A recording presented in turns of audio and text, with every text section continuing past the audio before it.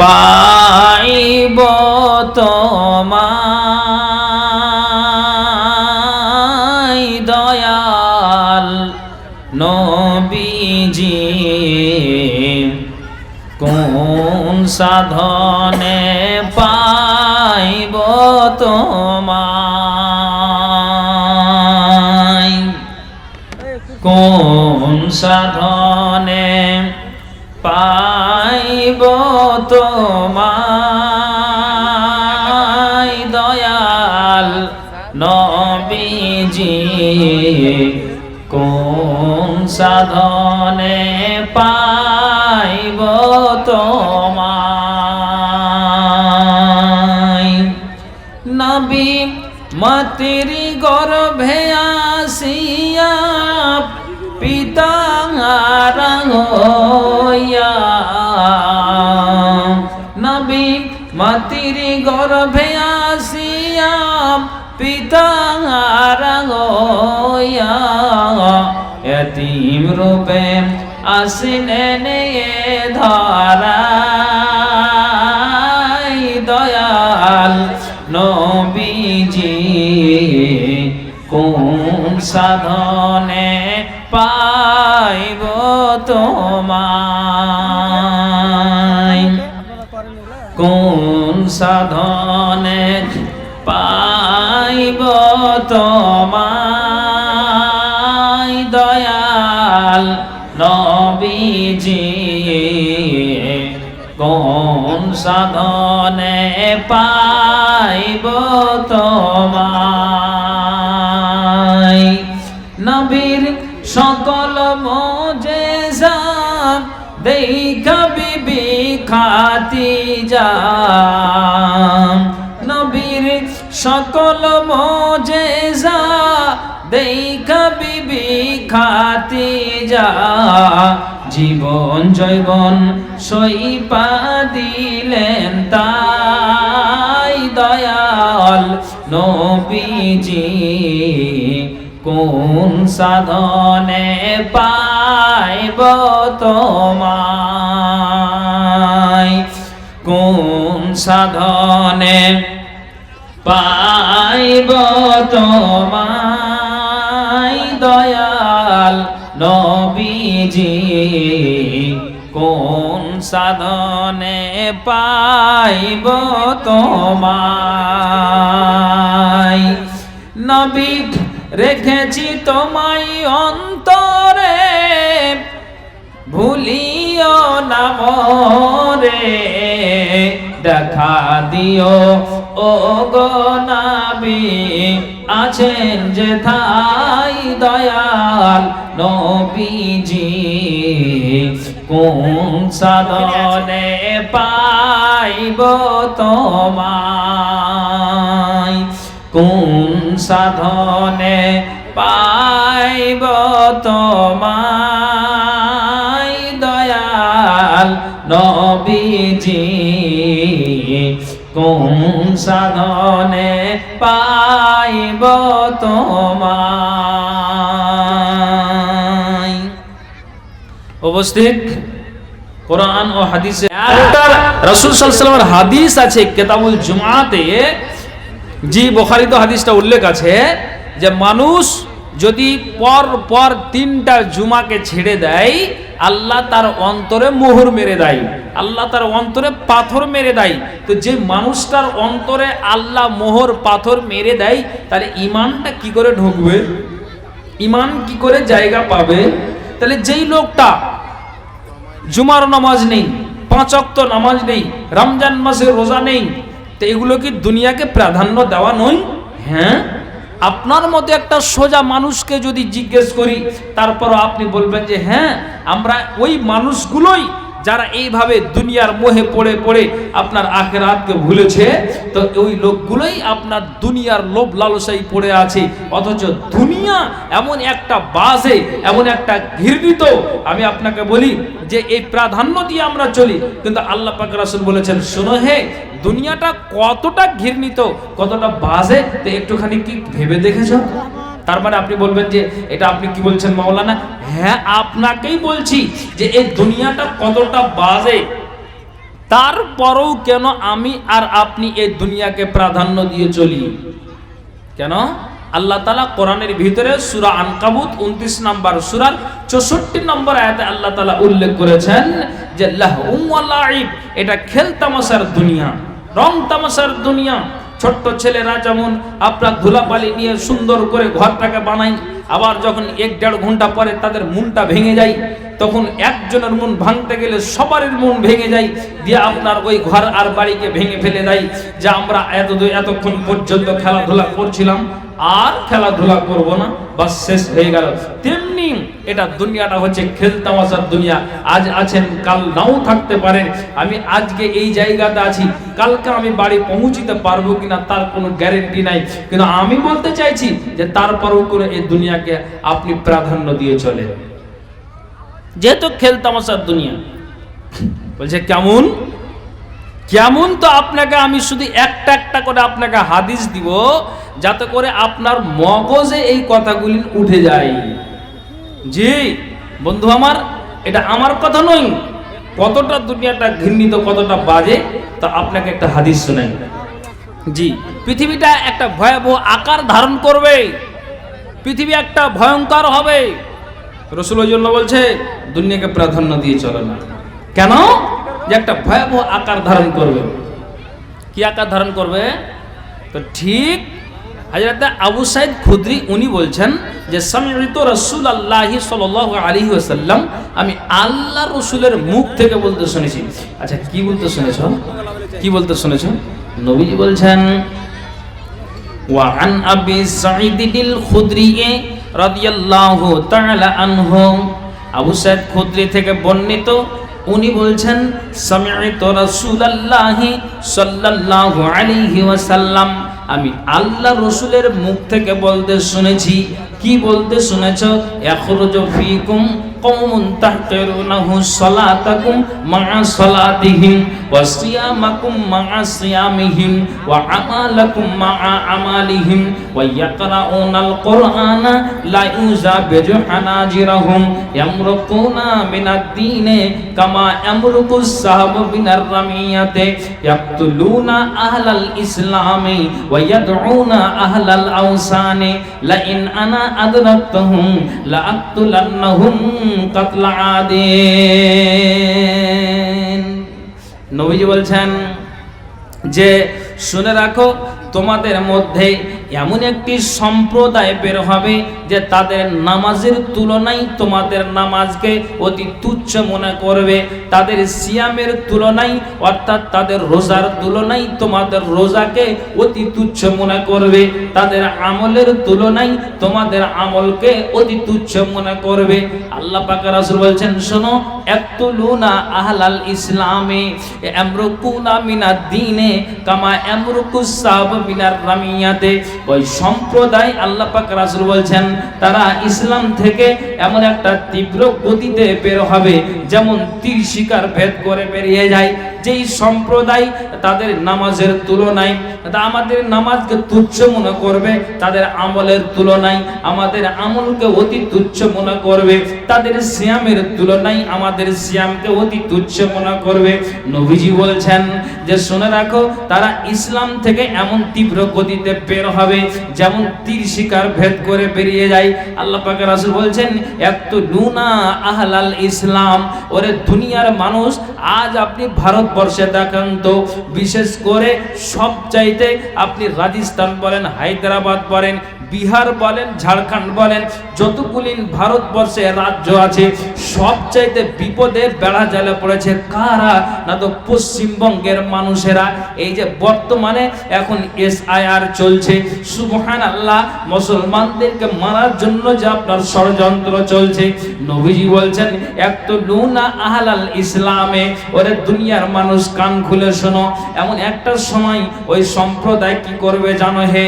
যে মানুষদেরকে অর্থাৎ মুসলমানদেরকে বেছে বেছে বেছে বেছে তারা হত্যা করবে, তারা জবাই করবে।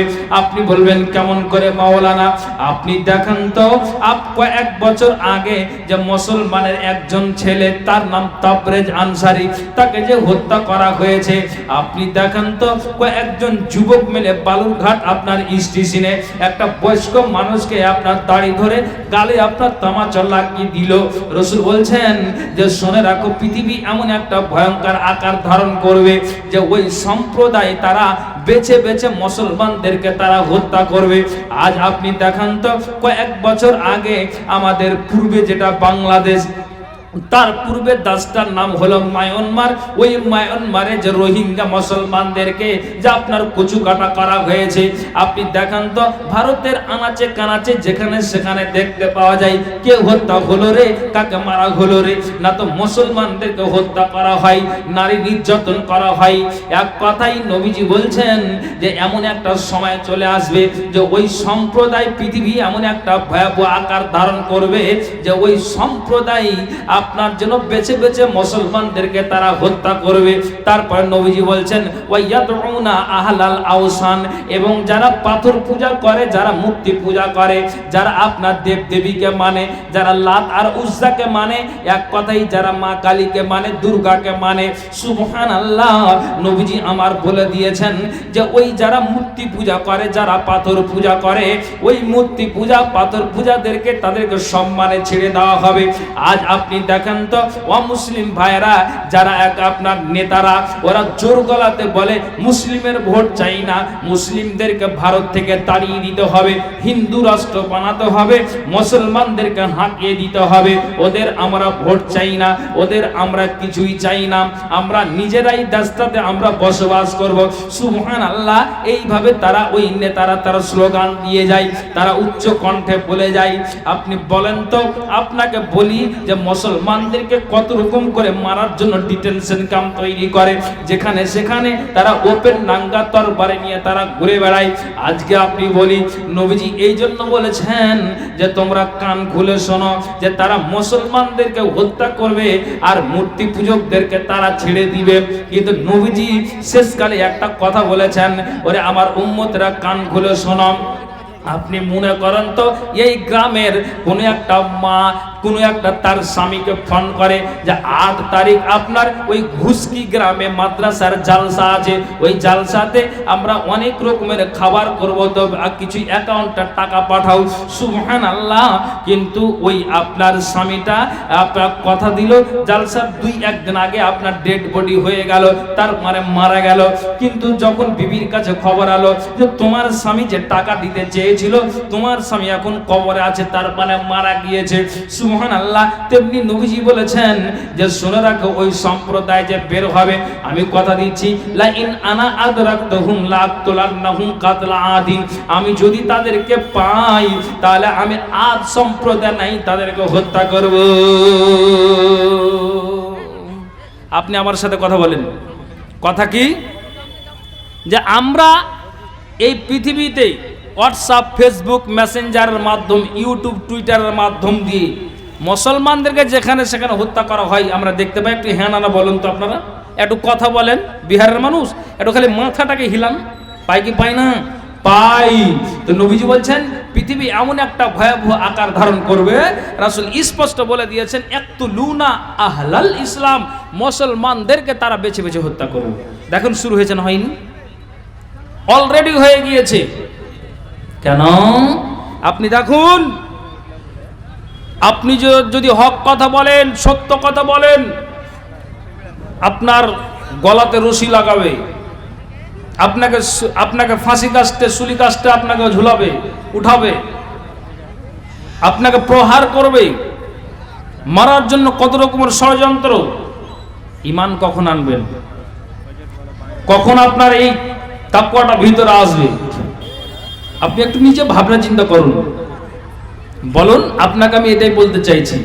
তো পৃথিবী এমন একটা ভয়াবহ আকার ধারণ করবে। কি আকার ধারণ করবে জানেন? আপনাকে বলছি একটু খালি ঠান্ডা মাথায় বুঝবেন। কি ঠান্ডা মাথায়? নবীজি বলে দিয়েছেন, একটু কান খুলে শুনবেন, আমার কথা নয়, আল্লাহ পাক রাসূল বলছেন পৃথিবী এমন একটা ভয়াবহ আকার ধারণ করবে, নবী আমার বলছেন লা তুনতাকুনা কামা ইনতাকুত তামারু মিন আকফালিহি ফাল ইয়াজহাবান্না খিয়ারুকুম ওয়াল ইয়াবকায়ান্না শারারুকুম। আল্লাহ পাক রাসূল বলছেন শোনো, পৃথিবীটা এমন একটা ভয়ঙ্কর হবে, নবীজি বলছেন শুনে রাখো, তোমাদেরকে কল্যাণ হতে খালি করা হবে, যেমন খেজুর ব্যাগ হতে ঝেড়ে বের করা হয়। নবীজি বলছেন লা তুনতাকুনা কামা ইনতাকুত তামারু মিন আকফালিহি। পৃথিবীর মানুষ কান খোলো শোনো, নবীজি আমার বলছে শোনো, তোমাদেরকে ওইকে যাও আপনার কল্যাণ হতে খালি করা হবে, যেমন খেজুর ব্যাগ হতে ঝেড়ে বের করা হয়। আল্লাহ পাক রাসূল বলছেন ফাল ইয়াজহাবান্না খিয়ারুকুম। পৃথিবীর মানুষ তোমরা কান খোলো শোনো, যারা পরেজগার মানুষ, যারা দিনদার মানুষ, যারা আল্লাহ ওয়ালা মানুষ, এই মানুষগুলো একের পর এক তারা যেন কবরে চলে যাবে, ভালো ভালো নেককার মানুষগুলো চলে যাবে। আপনাকে আমি একটা কথা বলি, বিহারের মাটিতে একজন নামি দামি একজন আলেম ছিলেন, সে কবরে চলে গিয়েছে। তার বাড়ি ছিল আপনার, তার বাড়িটা কাটিহার গ্রামটার নাম স্মরণে আসছে না, আমাদের কাতলাবাড়ি মাদ্রাসায় উনি পড়িয়েছেন। সুবহানাল্লাহ। তবে আপনাকে বলি, নবীজি বলছেন এইভাবে নেককার সৎ মানুষগুলো তারা কবরে চলে যাবে, হাজি ভালো মানুষ চলে যাবে, মুত্তাকি মানুষেরা কবরে চলে যাবে, দিনদার মানুষরা কবরে চলে যাবে। ওরে যারা সোজা আল্লাহ ওয়ালা মানুষ তারা কবরে চলে যাবে।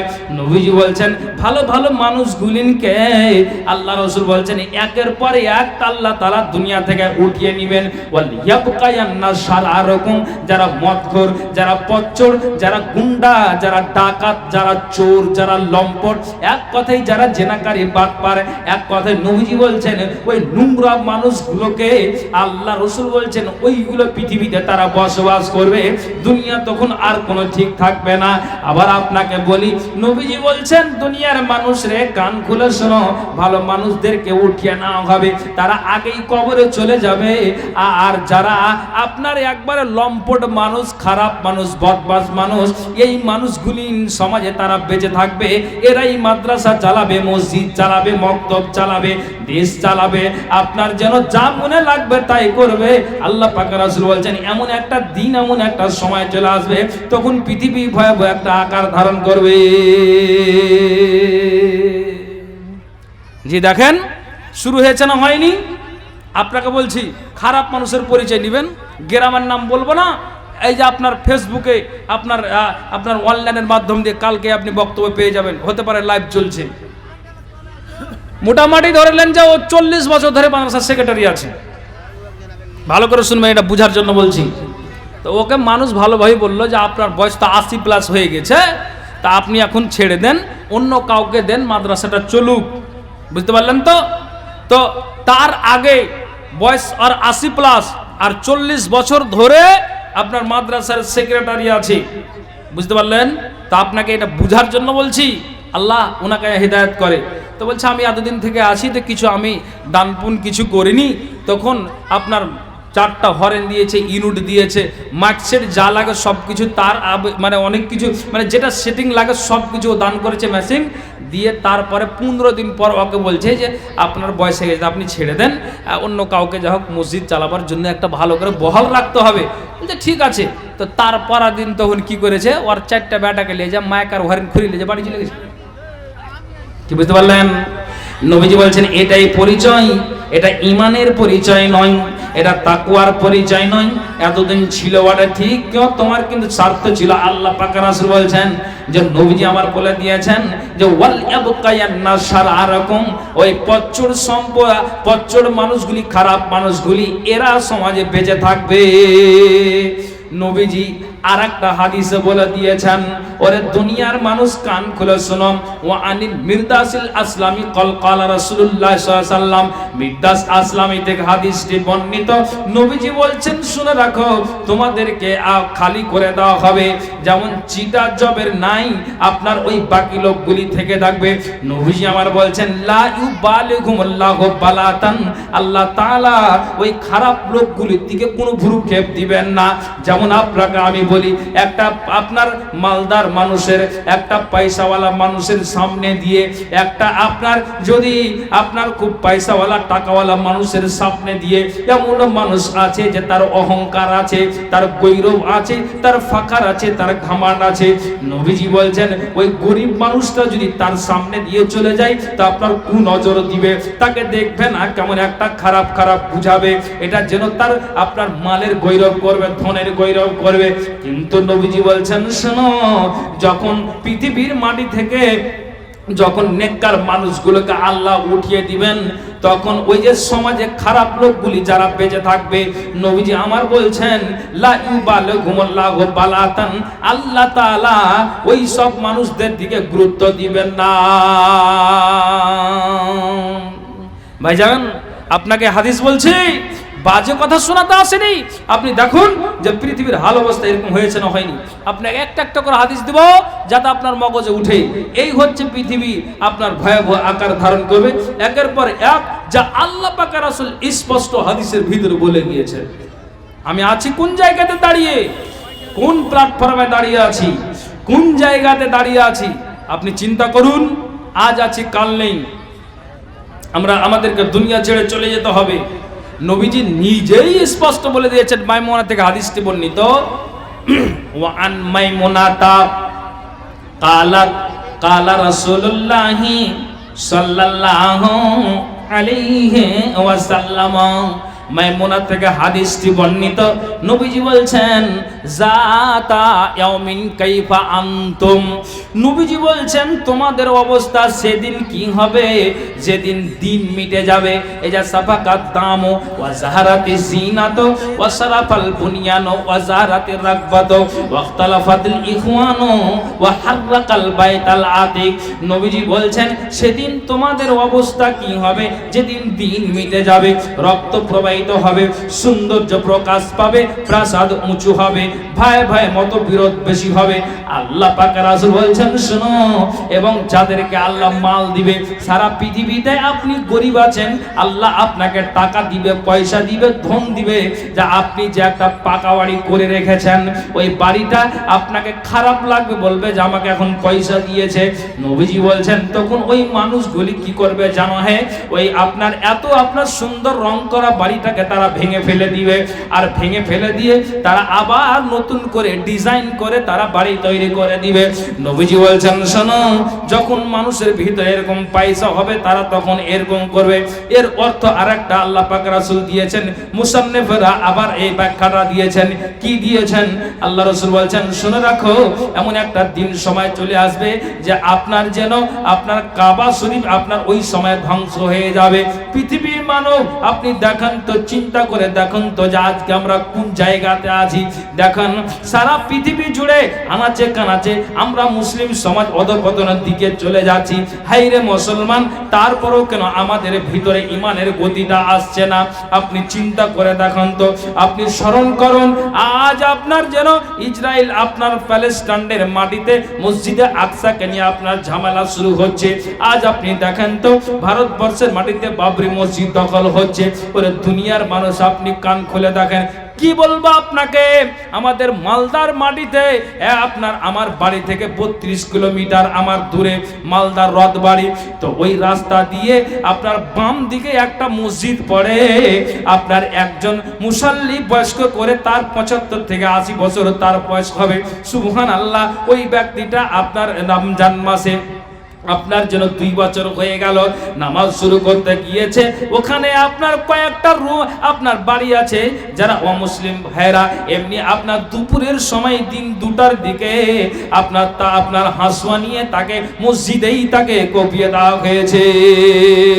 ভাই মুসলমান, আপনি দেখেন তো কোন জায়গাতে দাঁড়িয়ে আছি। ইমান কখন বাড়াবেন, ইমানের গতি কখন আপনি নিয়ে আসবেন? এই জন্য নবীজি বলে দিয়েছেন মুসলমান জাগো, ওরে উম্মতেরা জাগো, ইমানকে তোমরা বাড়াও। কেননা নবীজি বলছেন ইয়াতিফি আখিরিজ জামানে কওমুন হুদাসাউল আসনানে ওয়া সুফাহাউল আহলামে ইয়াকুলুনা মিন খায়রি কাউলিল বারিয়া। আমি আরেকবার আপনাদের রিকোয়েস্ট করব যে আপনারা যারা দাঁড়িয়ে আছেন আপনারা কোন লাভ করছেন বলেন তো ভাই? ছি ছি ছি ছি, এতক্ষণ ধরে যে আলোচনা করছি একটুকু মাথা উঠেনি যে ভাই, হাইরে হাইরে হাইরে। আচ্ছা আপনারা বসবেন না হটবেন, দুটা কাজ করেন তো। আমাকে কিন্তু খুবই খারাপ লাগছে, দাঁড়িয়ে আছেন আসলে ভালো লাগে না ভাই, বসে যান। এতগুলো জায়গা আপনার ফাঁকা আছে, তো কেন বসেন না বলেন তো? এ বন্ধু বসেন তো, বসেন তো, বসেন। এ ভাই বসেন, বসেন। এ বসেন না জি ভাই, বসেন বসেন জি, একটু আল্লাহ তো বসুন, বসুন বসুন বসুন। ডেকে নিবে যেদিন আমারে তোমার প্রিয় করে নিও, হায়াতের দিন ফুরালে খাতেমা ইমান মরে দিও। ও আল্লাহ কালেমা নসিবে মোর দিও। ডেকে নিবে যেদিন আমারে তোমার প্রিয় করে নিও, হায়াতের দিন ফুরালে খাতেমা ইমান মরে দিও। ও আল্লাহ কালেমা নসিবে মোর দিও। তোমাকে করেছি পরে দুনিয়ার বুকে, দুনিয়া করেছে পাপি মরি ধুকে ধুকে। পরিণতি হবে কি চলে গেলে দম, মালাকুল মত আমার আসবে যখন, তখন তোমার রহমতের হাত বাড়ায়, কালেমা নসিবে মোর দিও। ও আল্লাহ খাতেমা ইমান মোর দিও। ডেকে নিবে যেদিন আমারে তোমার প্রিয় করে নিও, হায়াতের দিন ফুরালে খাতেমা ইমান মোর দিও। ও আল্লাহ কালেমা নসিবে মোর দিও। দুহাতে কেড়েছি হক কত মানুষের, আঘাতে করেছি ক্ষত কত যে মনের, মাননি তো তোমারে থেকেছি বিমুখ, জবাবের ভয়ে বুক কাঁপে ধক ধক।